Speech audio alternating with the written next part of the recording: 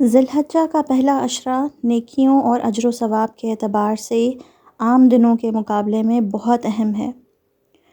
قرآن مجید میں اللہ سبحانہ و تعالیٰ نے ان 10 دن کی قسم کھائی ہے، وَالْفَجْرِ وَلَيَالٍ عَشْرٍ، قسم ہے فجر کی اور 10 راتوں کی۔ رسول اللہ صلی اللہ علیہ وسلم نے فرمایا، کسی بھی دن کیا ہوا عمل اللہ تعالیٰ کو ان 10 دنوں میں کیے ہوئے عمل سے زیادہ محبوب نہیں ہے۔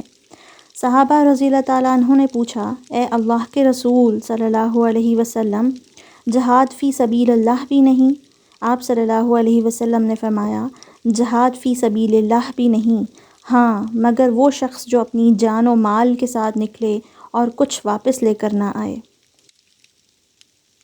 عبداللہ بن عمر رضی اللہ تعالیٰ عنہ سے روایت ہے کہ نبی کریم صلی اللہ علیہ وسلم نے فرمایا، کوئی دن اللہ تعالیٰ کے ہاں ان 10 دنوں سے زیادہ عظمت والا نہیں، اور نہ ہی کسی دن کا عمل اللہ تعالیٰ کو ان 10 دنوں کے عمل سے زیادہ محبوب ہے۔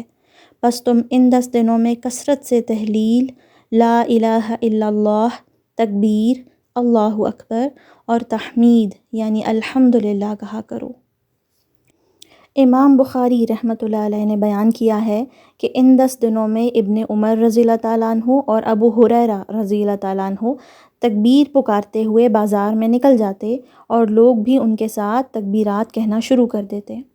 صحابہ کرام رضی اللہ تعالیٰ عنہما سے مختلف تکبیرات پڑھنا ثابت ہے، مثلاً اللہ اکبر، لا الہ الا اللہ واللہ اکبر، اللہ اکبر وللہ الحمد، اللہ اکبر کبیرا والحمد للہ کثیرا وسبحان اللہ بکرۃ واصیلا۔